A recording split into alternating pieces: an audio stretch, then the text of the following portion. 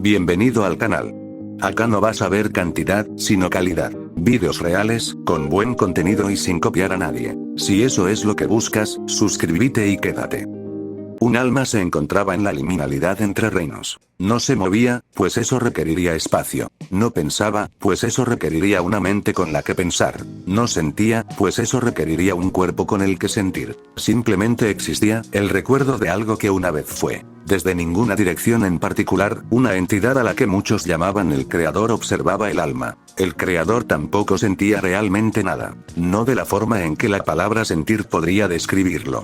Y aún así, estaba frustrada. Se suponía que este no era un juego que el alma pudiera ganar. Cuanto más avanzaba en su segunda vida, más difícil sería vivir sin fe hasta que finalmente se enfrentara a la disyuntiva de ceder o rendirse. Por pura suerte, esta lastimosa alma había sorteado las pruebas del creador, tropezando ciegamente con una laguna que ni siquiera sabía que existía. No había desarrollado fe, ni había encontrado una solución fantástica a su situación. Se suponía que no existía un poder superior al creador, y sin embargo, de alguna manera, una y otra vez, esta alma parecía alterar la naturaleza misma de la suerte. Se habían suicidado accidentalmente. Mientras luchaban bajo el trance del tipo 95, un golpe casi fatal de una espada mágica anglosajona les había arrancado el don del creador. Y en los breves instantes de lucidez, antes de que su poder los abandonara por completo, el alma disparó al orbe que caía con todas sus fuerzas. La detonación había derribado a Berún. Si bien el creador estaba por encima de todo, incluso él había sufrido las consecuencias.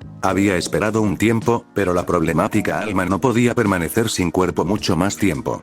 Su deber era mantener a las almas en movimiento, y con su apuesta con esta arruinada, tenía que encontrar un lugar donde ponerlas. Suspiró, pensando en cuánto despreciaba aquello. Se suponía que nada era difícil para alguien como él, y sin embargo, de alguna manera, su luz no podía tocar a esta sola alma. En el extremo, muchos reportaban que tanto el calor como el frío se sentían igual. El cuerpo no necesitaba distinguir entre el centro del sol y el cero absoluto, pues ambos eran igual de malos. Desconocido para muchos, esta tendencia continuó afectando la mayoría de las demás sensaciones del cuerpo. De repente, Tanya sintió. Y Tanya gritó. Comparado con el vacío de momentos atrás, cualquier cosa, a cualquier nivel, era infinitamente más estimulante. Para un alma que se había acostumbrado a la nada, la existencia era insoportable. Y un momento después, terminó cuando el alma se enderezó, aferrándose al simulacro de un cuerpo mortal que acababa de existir para ella. Ser décimo.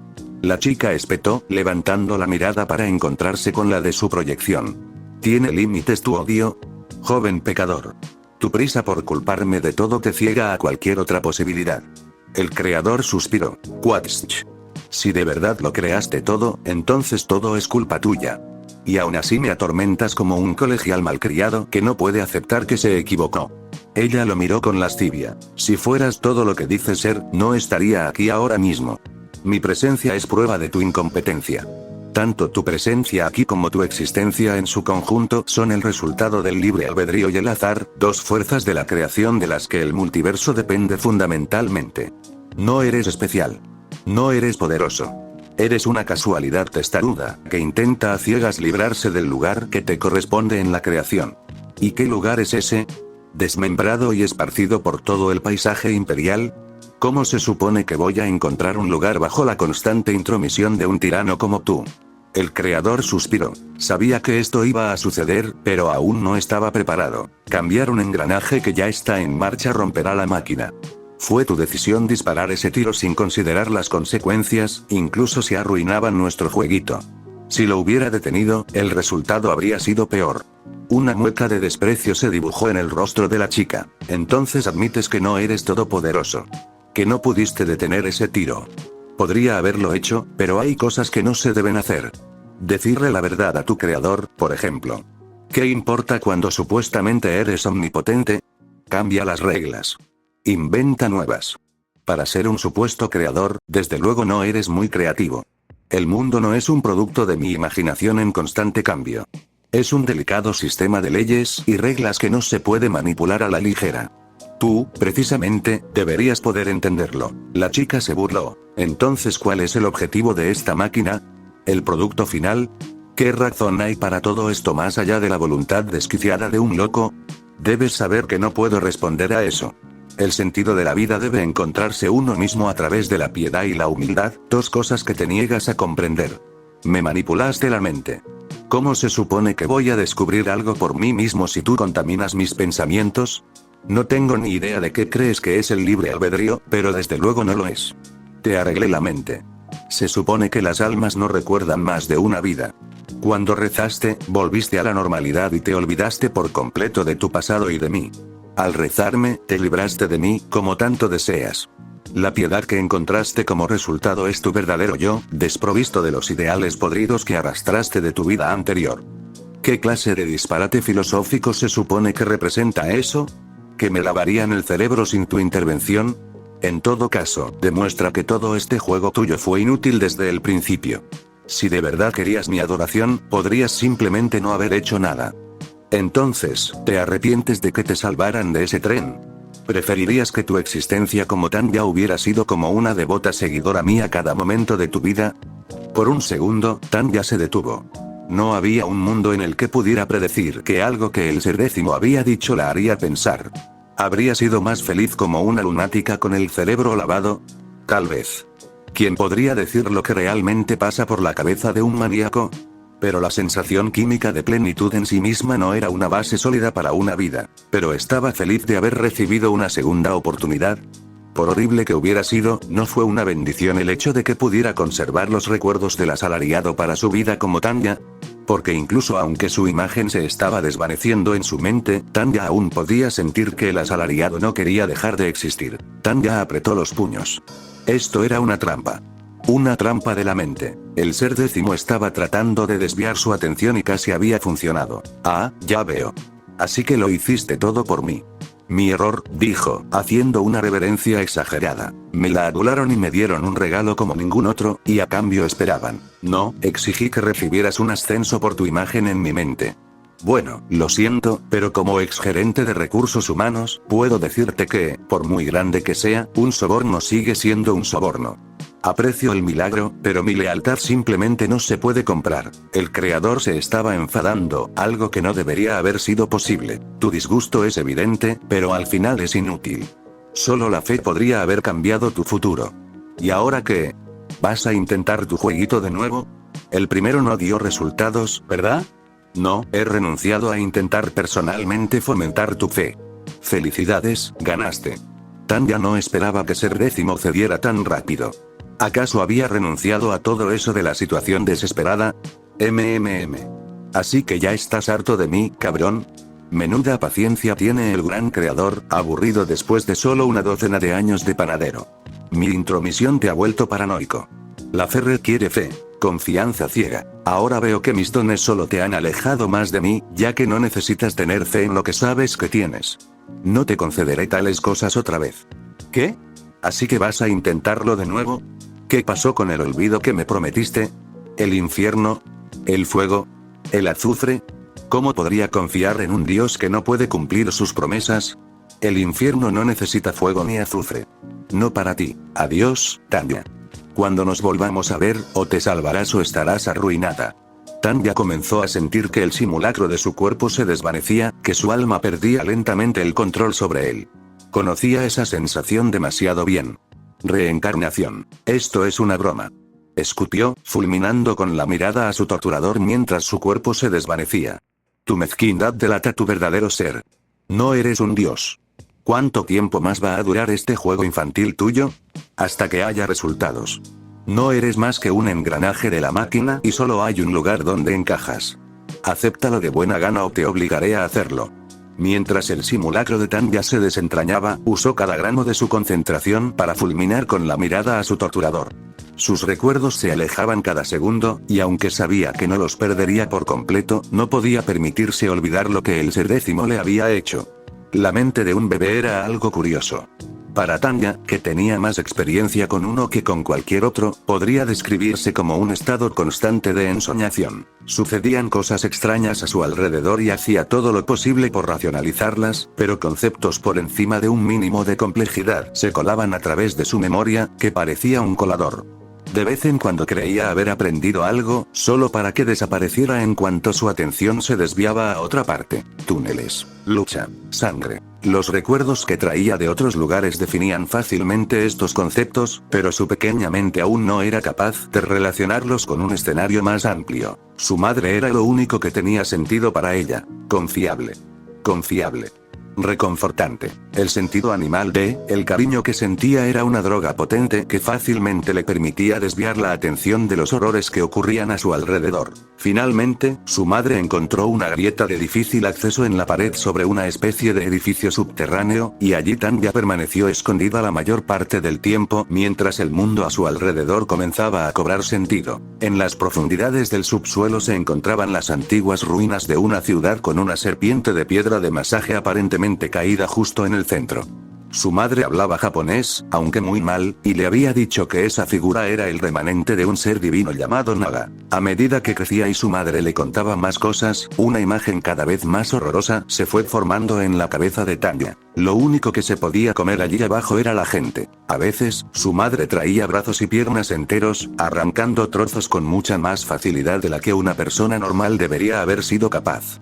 Tanya habría vomitado si hubiera tenido algo en el estómago. Aunque normalmente Tanya se habría alegrado de que la destetaran, un disgusto muy diferente surgió cuando la mujer empezó a ofrecerle pequeños trozos de brazo un día. Pero aún peor que el acto en sí era el olor. Dulce y acre como fruta podrida y pescado en mal estado, la carne humana olía como el contenedor de basura detrás de un restaurante a pesar de estar todavía muy cruda y roja. Tanya sintió náuseas, y su madre la miró con una expresión sombría de desesperación.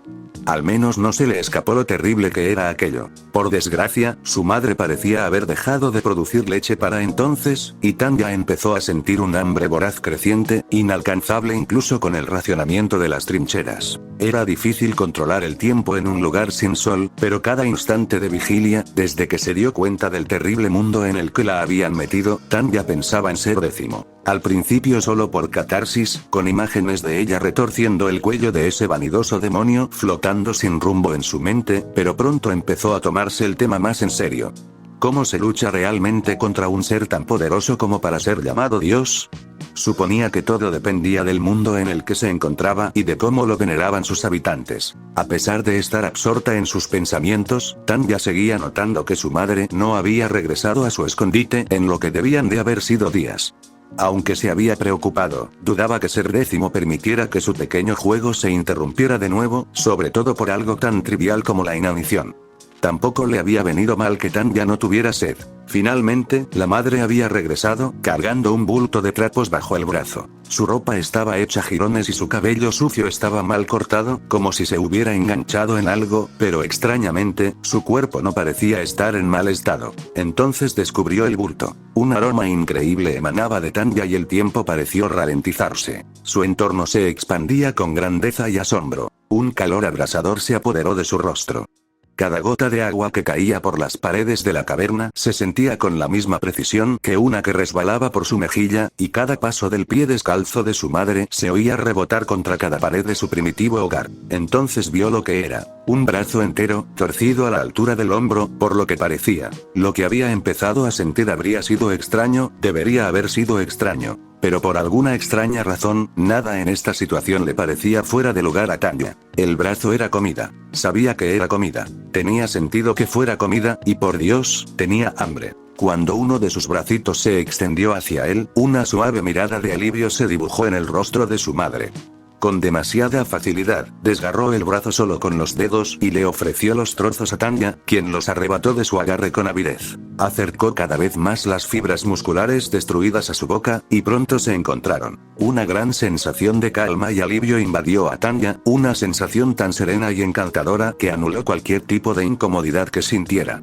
Ya fuera física, mental o emocional, en ese preciso instante nada se sentía mal. Fue solo por esa razón que siguió comiendo. Porque no pasaba nada. Bocado tras bocado de carne roja y dura fue desgarrada por diminutos dientes y mandíbulas que no deberían haber tenido tanta fuerza, y más carne que debería haber cabido razonablemente en una niña tan pequeña desapareció lentamente.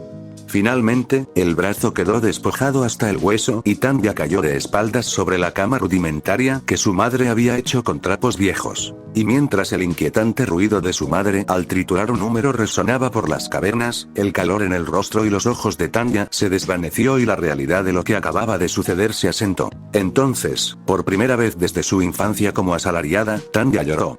Sin embargo, no era el llanto de un bebé, sino el llanto de un ser que había experimentado mucho más de lo que habría sido razonable para una niña. Era silencioso, casi suave, mientras la diminuta figura hundía el rostro en sus diminutas manos. Era un llanto de pura desesperación. Todo lo que valoras, todo lo que amas. Lo quemaré todo hasta los cimientos. Siendo décimo, te destriparé. El odio era una emoción curiosa.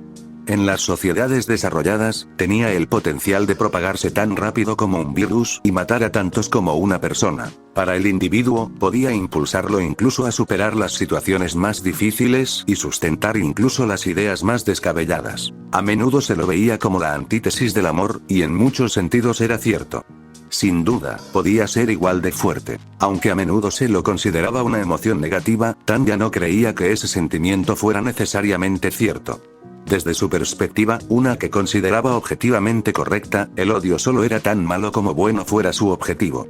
Si era correcto detestar algo malo, entonces la furia ante lo injusto estaba justificada. Si bien distinguir lo malo de lo bueno ciertamente tenía sus matices, Tanya opinaba que el odio debía ser correspondido. Y Ceres definitivamente la odiaba. Y por eso sentía lo mismo. Porque sin este sentimiento, no tendría la voluntad de seguir adelante. Sin este sentimiento, no habría podido comer. Sin su odio, ya habría perdido contra él. Tanya ya caminaba desde hacía un buen rato y aprendía con facilidad de su madre todo lo que podía sobre la situación. Rápidamente se dio cuenta de que el habla de su madre no era tan deficiente como creía.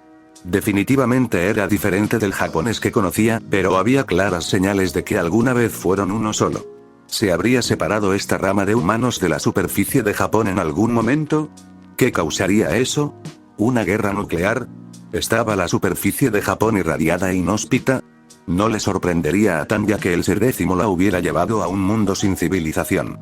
Había dicho algo sobre que este lugar era su infierno personal una vez que comprendió lo suficiente la lengua de su madre como para conversar con fluidez con ella, empezó a hacerle preguntas sobre el subsuelo. Mamá, ¿dónde vivimos?, preguntó, asegurándose de usar un patrón de habla adecuado para una niña pequeña. Su madre reflexionó sobre esta pregunta un rato antes de decidirse a coger a Tanya en brazos y sacarla de su escondite. Se alejaron de los nagas y recorrieron calles polvorientas, llegando a la pared de la caverna y siguiéndola hasta un acantilado escarpado. Su madre encontró un sendero y la condujo por el acantilado hasta un nivel por encima de los edificios más altos de los alrededores, y lo que vio fue increíble. Si bien la ciudad ciertamente no era tan grande como muchas de las ciudades que conocía de sus vidas pasadas, los muros y el techo que la rodeaban funcionaban, enmarcándola como la maravilla de la ingeniería y la planificación urbana que era. Casas, apartamentos, puentes elevados y la gran serpiente lo recorría todo. Esta ciudad es Pátala, dijo su madre. Mi madre me dijo que era un refugio para todos los habitantes del túnel.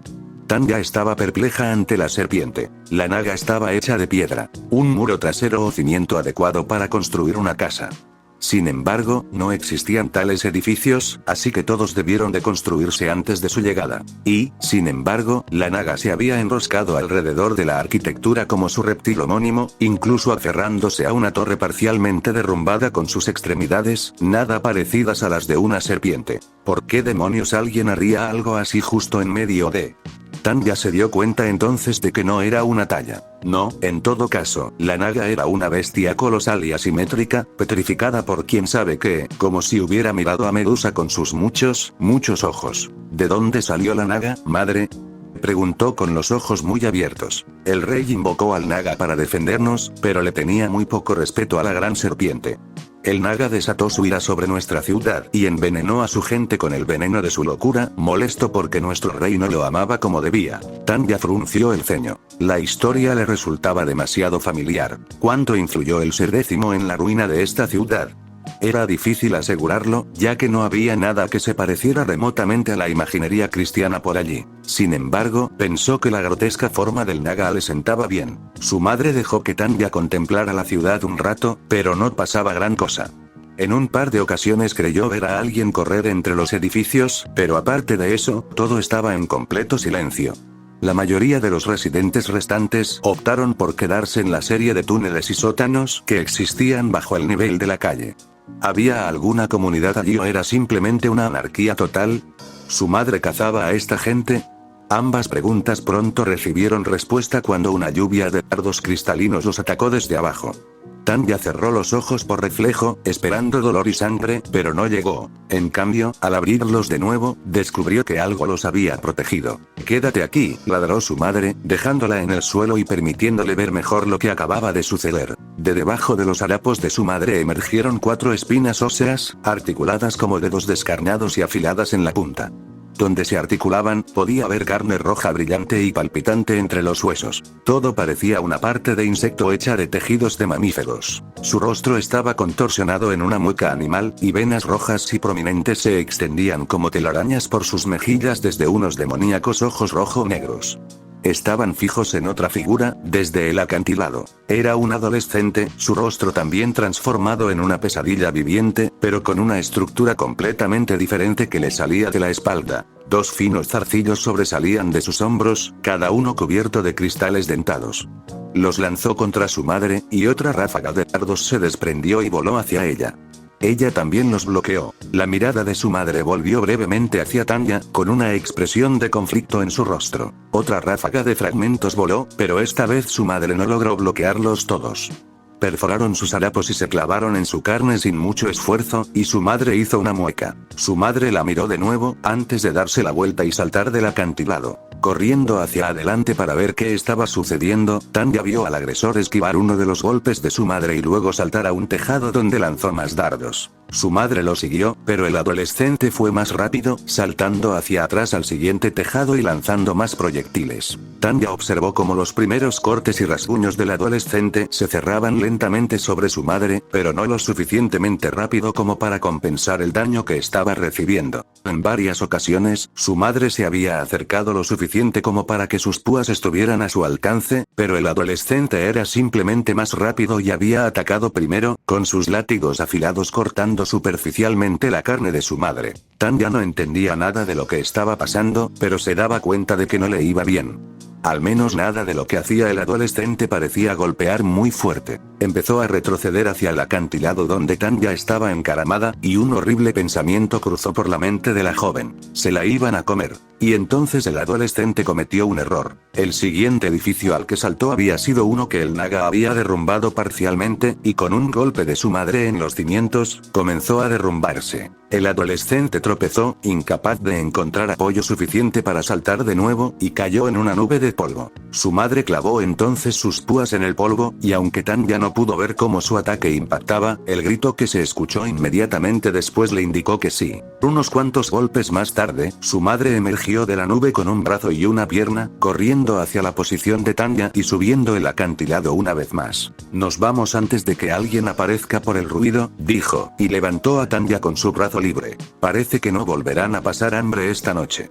La carne del adolescente era como pescado podrido, viscosa, con una podredumbre invisible que le arrugaba la nariz y la garganta. Sin embargo, a diferencia del pasado, Tanya sabía que aún era comestible. Lo habían matado hacía apenas unos minutos. Su hipótesis sobre el por qué tenía que ver con sus sentidos agudizados, pues se había dado cuenta de que había empezado a reconocer el olor de su madre en el aire. Era probable que estuviera envenenado de alguna manera y ella lo hubiera percibido. ¿Era ese el veneno de la locura del que hablaba su madre? Después de su primera comida, todos los cadáveres que su madre trajo estaban así, terriblemente asquerosos, pero no parecían lo suficientemente tóxicos como para causarles angustia. Haber desarrollado resistencia a lo que fuera que los contaminaba no sería lo más extraño que sus cuerpos pudieran hacer, pero aún así no los hacía agradables de comer. El primero, sin embargo. No. Tanya ni siquiera podía permitirse pensar en ello. Parte de la razón por la que incluso pudo comerse a las personas que su madre trajo fue que no lo disfrutaba. La tranquilizaba un poco pensar que hacer algo tan repugnante fuera una experiencia igualmente repugnante.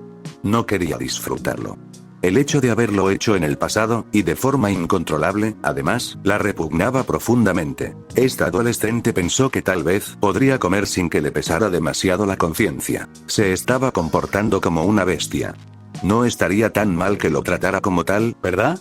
Comer o ser comida, y él quería comerme. Quizás no habría estado pensando así con el estómago lleno, pero el hambre calmaba su malestar por el bien de su supervivencia. Si no comía, moriría. Y si moría, el ser décimo ganaría. Y esa no era una opción que valiera la pena considerar. Así que se tragó la asquerosa carne del intruso, sabiendo perfectamente que para sobrevivir allí abajo tenía que aprovechar cada oportunidad que se le presentara. Tendría que hacerle más preguntas a su madre. Sobre sus ojos. Sobre sus púas. Con toda probabilidad, los de Tanya también podían hacer esas cosas. La madre de Tanya no había regresado en lo que debió haber sido una semana, se había salido de su horario de sueño, y Tanya estaba empezando a tener hambre. Si bien al principio se aferró a la idea de que regresaría, la naturaleza letal de la caverna no sostuvo sus esperanzas por mucho tiempo. Sería propio de ser décimo deshacerse de su madre tan pronto como no la necesitara. Solo que, a todas luces, todavía la necesitaba. Tanya ya no se tambaleaba al caminar, pero aún estaba en la etapa final de lo que la mayoría llamaría una niña pequeña. Ahora se movía relativamente rápido, pero no había tenido suerte al controlar el órgano mutante que podría haber estado en su espalda. Y ahora que su madre había desaparecido, lo necesitaba más que nunca. Salió del escondite de su madre, explorando cautelosamente el camino desde un punto estratégico cercano y bien oculto. Tenía unos 3 o 4 años y pasaba la mayor parte del tiempo entrenando su cuerpo. En una ciudad subterránea llena de caníbales, una niña como ella sería presa fácil si la encontraban mientras su madre no estaba. Principalmente entrenaba para escapar. Corría, saltaba e incluso trepaba por las paredes de su casa, preparándose para la eventualidad de que alguien intentara atraparla y comérsela. También venía allí a menudo, observando en silencio la ciudad silenciosa para intentar hacerse una idea de cuánta gente había por allí sentada. Tanya cerró los ojos y se concentró. Era casi meditación, solo que seguía prestando atención al mundo que la rodeaba. Había muy poca luz en la ciudad, solo unas pocas lámparas incrustadas en la piedra alimentadas por quién sabe qué, pero iluminaban toda la caverna. Con toda probabilidad, Tanya tenía una excelente visión nocturna, pero aún había muchas sombras y puntos oscuros, por lo que la vista seguía siendo una herramienta de observación deficiente. Era mejor bloquearlo para concentrarse en su oído y olfato, que eran muchísimo mejores, así que Tanya se sentó y esperó. Y la ciudad a su alrededor cobró vida lentamente. No era frecuente, pero de vez en cuando se oía un olor o sonido anómalo mezclado con el habitual goteo de agua y polvo, una piedra cayendo, el olor a sangre seca, un grito de dolor a cuadras y cuadras de distancia. Hubo una pelea. Tanya se levantó de su escondite y saltó silenciosamente al nivel de la calle, pegándose a las sombras de los edificios mientras se acercaba con cuidado. No necesitaba ser demasiado. Una vez que lo hizo, pudo comprender mejor lo que estaba sucediendo. El choque quitinoso de dos Kagune de tipo caparazón. Su madre le había explicado los órganos especiales de caza que tenían los humanos en este mundo y todo sobre los tipos de ellos que existían. Su madre también era de tipo caparazón, robusta y fuerte. ¿Sería alguna de estas personas su madre? Tanya sabía que los niños eran curiosos por naturaleza, y sabía que su mente era la de una niña. Los adultos y sus Kagune eran letales, y sería malo acercarse, pero Tanya no podía quitarse de la cabeza la idea de que podría haber sido su madre. Racionalizó que su madre era simplemente su mejor opción para sobrevivir allí abajo, pero aún sentía algo de vergüenza al saber que estaba siendo víctima de un impulso biológico, así que, lenta y cuidadosamente, continuó acercándose. Se dijo a sí misma que los niños eran ágiles y que nadie la oiría. Se dijo que la pelea atraería la atención de cualquier mirada indiscreta, pero en el fondo, sabía que era una imprudencia. La pelea había terminado cuando llegó, y un cadáver yacía inmóvil en la calle. No era su madre. ¡Alto!, gritó una voz aguda, y Tanya se giró. Era un niño, de unos 8 o 9 años. Tenía los ojos rojos y el Kagune desenvainado. Un único tentáculo rojo la apuntaba directamente. «No soy una amenaza», chilló Tanya, levantando los brazos en señal de rendición. «Soy demasiado pequeño para usar mi Kagune». El niño se movió lentamente en semicírculo a su alrededor, mirando el cadáver 1 o 2 veces. «Esa carne es mía», dijo. «Yo la maté». Tanya observó el cadáver brevemente, notando que le habían cortado la cabeza y los brazos con precisión. Ahora solo era un torso con piernas. Ni el Kagune de su madre ni el del niño podían hacer ese tipo de corte. «No aceptaré nada», dijo. «Pero tal vez podrías darme un poco si te ayudo a moverlo».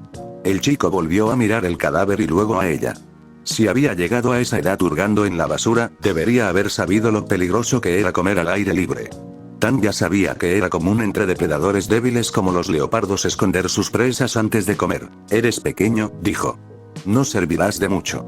Soy pequeño, así que no necesito comer mucho, refutó Tanya. El chico volvió a mirar el cadáver, y Tanya supuso que se sentía incómodo perdiendo el tiempo hablando con ella.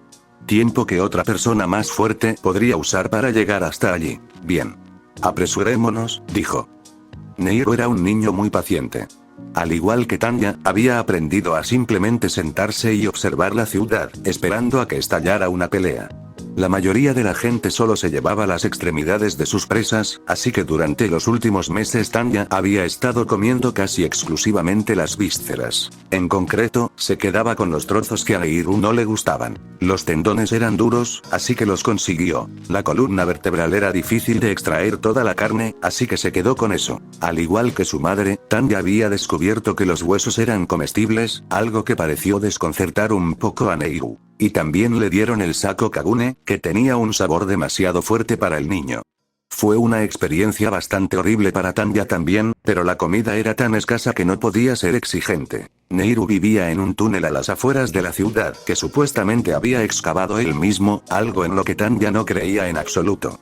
Parecía ser un mentiroso empedernido. Para no enfadar al niño mayor y potencialmente convertirse en una presa, le seguía la corriente y se había esforzado por ser lo más amable posible con él. También se había esforzado por no quedarse mucho tiempo cerca del niño si tenían hambre, y había regresado al escondite de su madre para comprobar si había estado allí.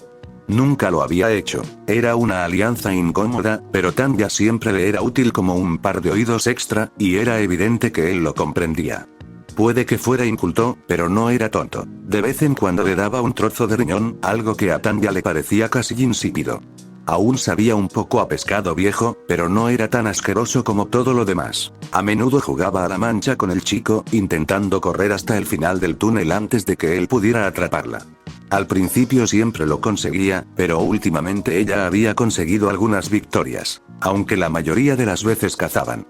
O mejor dicho, rebuscaban entre la basura. El chico tenía mucho mejor olfato que Tanya, y a menudo encontraba los restos que otros dejaban.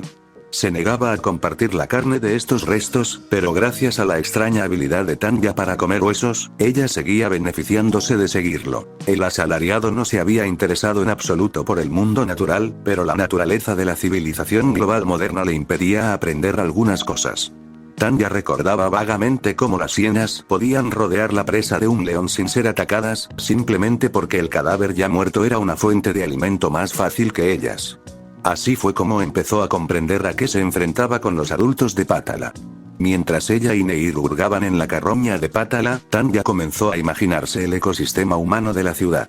Al igual que en el caso de los animales, la red trófica de su ciudad tenía nichos distintos que ocupaban sus residentes. En el nivel más bajo estaban los migrantes, personas que llegaban poco a poco desde el sistema de túneles exteriores.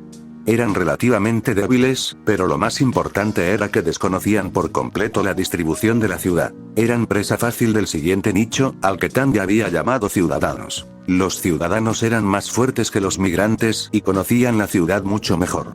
La gran mayoría de las presas que ella hurgaba eran ciudadanos que cazaban migrantes o entre ellos. Luego estaba la categoría de Neiru, los carroñeros. Eran muy rápidos y estaban compuestos principalmente por niños. Al no cazar ellos mismos, conservaban suficiente energía para sobrevivir con unas pocas picaduras a la semana. Tanya se unía rápidamente a esta categoría. Su diminuta estatura la salvó una vez al colarse por un hueco en una pared demasiado grande para que un ciudadano la siguiera. Los carroñeros eran lo más parecido a una sociedad en Pátala. El propio Neiru conocía a algunos otros por nombre.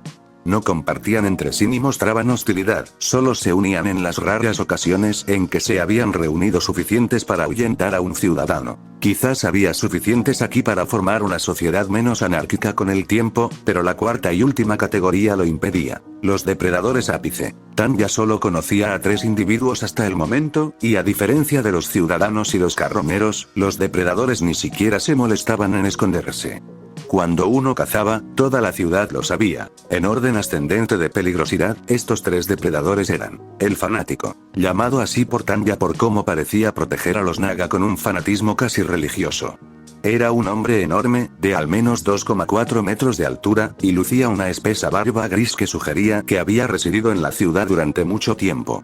Su kagune era un koukaku que le crecía alrededor de los brazos, potenciando sus golpes con una fuerza demoledora.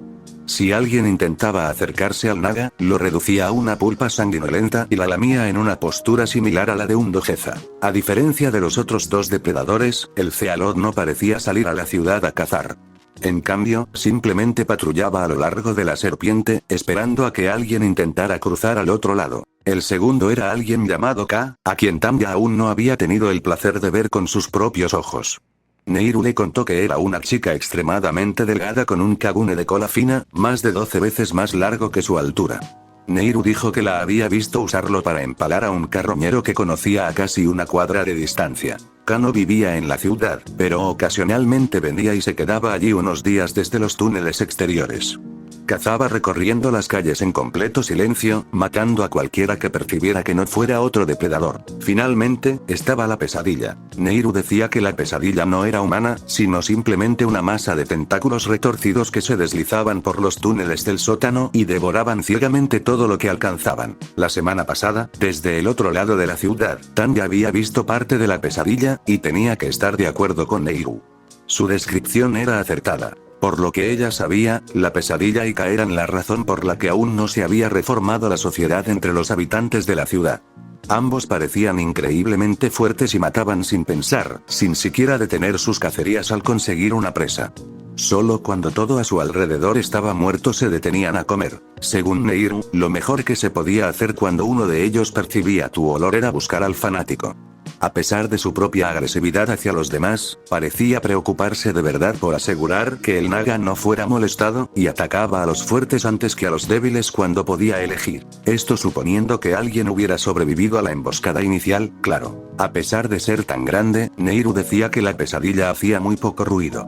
No era tan silenciosa como K, pero si algo te distraía, podía acercarse fácilmente, salir disparada por debajo de ti y arrastrarte hacia su boca invisible. ¿Era eso lo que le había pasado a su madre? Era una persona bastante callada. Todos estaban allí abajo, pero cómo habría gritado incluso ella cuando... Tanya se abofeteó, intentando desesperadamente recordar el destino de su madre.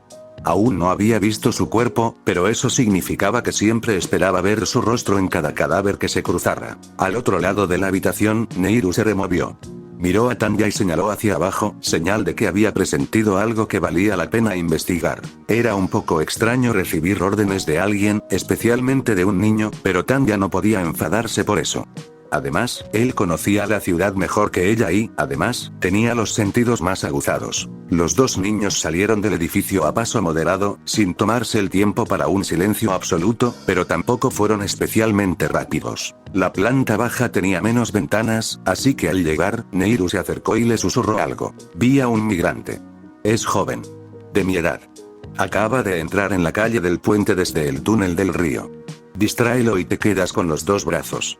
A Tanya se le encogió el estómago al oír las palabras de Neiru. Ni siquiera era una sugerencia. Sabía que Neiru solo toleraba su presencia porque hacía lo que le decía y no comía mucho. Necesitaba su guía, así que no tenía otra opción. Neiru se separó de ella y se escabulló por un callejón hasta llegar a la calle del puente. Desde allí, atravesaría las casas para intentar alejar a la migrante del camino, donde sería más fácil presentir una pelea. Desde una perspectiva biológica, Tanya sabía que algo andaba mal con ella. Los humanos eran animales sociales, y matar a los suyos debería haber sido evolutivamente desaconsejado. El hecho de haber matado a cientos como soldado y sentir poco o nada era una clara señal de que era una excepción. Pero saber era diferente a preocuparse, y ya había matado niños antes. Saber que la reencarnación era real replanteaba bastante la idea del asesinato. La tragedia del acto no se le escapó, simplemente no era relevante. Necesitaba comer, y en el gran esquema de las cosas y de ser décimo, ella importaba más que un pilluelo. Y hablando de eso, ahí estaba. Oye. Este lugar no es seguro. Tanya le susurró al chico por una ventana, lo que hizo que él ladeara la cabeza bruscamente. Oyó un corte y una cuchilla surgió de la espalda del chico. Mierda. Tanya retrocedió a toda prisa, agachándose por una puerta que acababa de cruzar. ¿Puedes guardar eso? Aquí no somos así, dijo antes de adentrarse en la siguiente casa. ¡No! Me comerás. Ustedes, los espeleólogos, son todos caníbales. Dijo. Tanya arqueó una ceja. Si tenía un estigma contra los caníbales, tenía que haber otra solución. No, ella ya lo sabía. En cualquier ecosistema tenía que haber un productor o todo el sistema colapsaría. No, lo importante era que este chico sabía cuál era la alternativa. Bueno, quizás sí, pero es porque no tenemos otra opción. Por favor, dime la alternativa y trataré de liberarte. De verdad que ya no quiero comer humanos. Exclamó Tanya. ¿Qué? Dijo el chico, dando un paso al costado y clavando sus ojos rojos en los azules plateados de Tanya. No entiendo. Tú también eres un ghoul, ¿verdad? Tanya abrió la boca para responder, pero al instante se llenó de una salpicadura de sangre cuando el Kagune de Nehiro atravesó el pecho del chico por detrás, atravesándolo de lleno en el corazón. ¡No!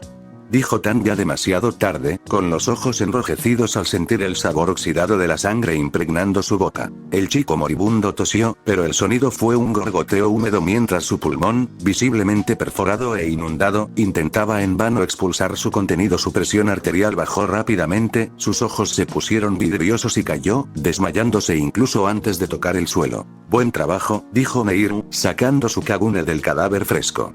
Nos mantuvimos en silencio, así que deberíamos poder tenerlo solo para nosotras. Tanya observó al chico caído y notó algunas cosas en él. A diferencia de la gente de la ciudad, que solo vestía harapos y sábanas sucias, este chico llevaba camiseta y pantalones cortos. Seguían sucios y llenos de agujeros, pero era lo más moderno que había visto de este mundo hasta ahora. Y lo que había dicho. Parecía confundido. Si ambos éramos ghouls, y él me había llamado caníbal. ¿Y si la alternativa a ghoul es humana? Varias explicaciones se arremolinaban en la cabeza de Tanya, ninguna particularmente agradable.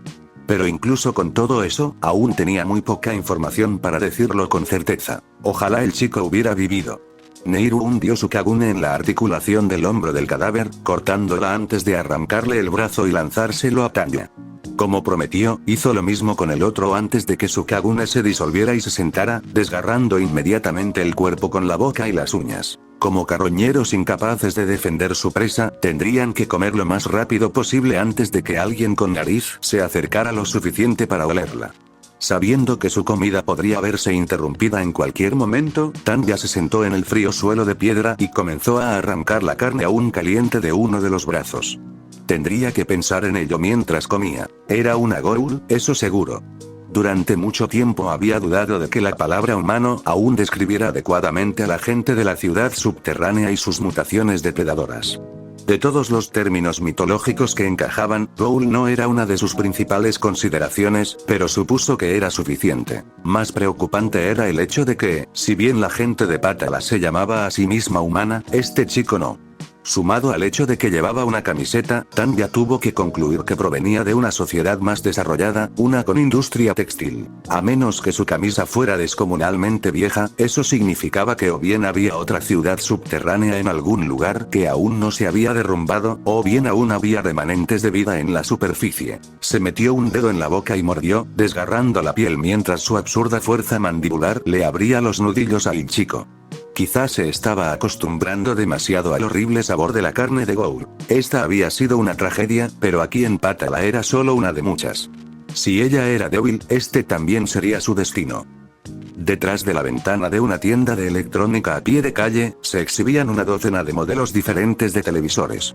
Para que los clientes potenciales pudieran evaluarlos y compararlos, estaban siempre encendidos y sintonizados en el canal más básico disponible, las noticias. Para cuando terminó la programación deportiva del mediodía, ya era de noche y la mayoría de los ciudadanos de Tokio habían regresado a sus hogares y familias. Era el momento perfecto para que los canales de noticias informaran sobre temas más importantes. Para entonces, la tienda de electrónica acababa de cerrar y un empleado contaba diligentemente el dinero de la caja registradora.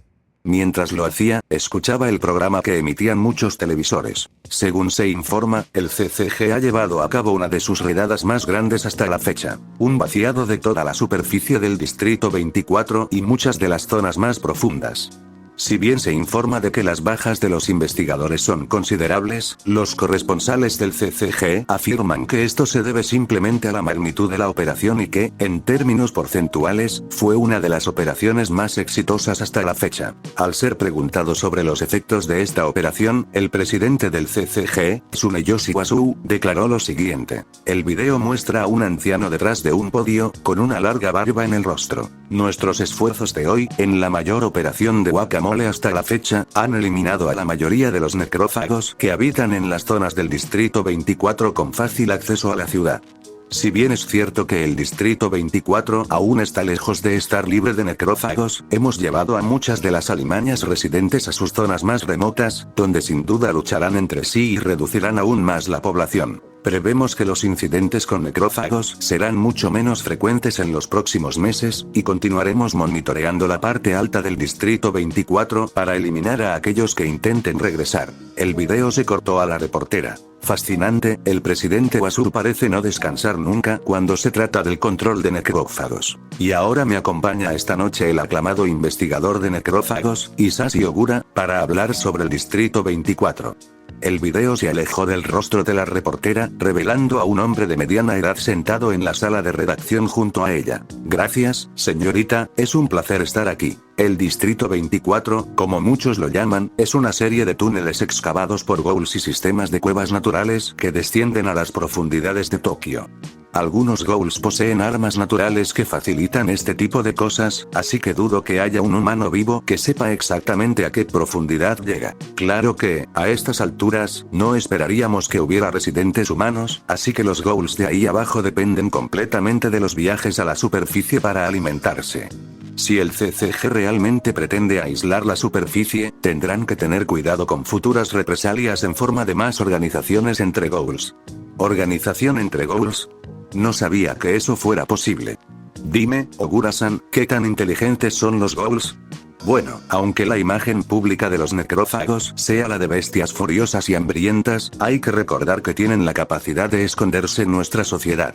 El CCG puede ser increíblemente hermético, pero es una creencia bastante común, mía y de muchos otros interesados, que los necrófagos son tan inteligentes como tú o yo.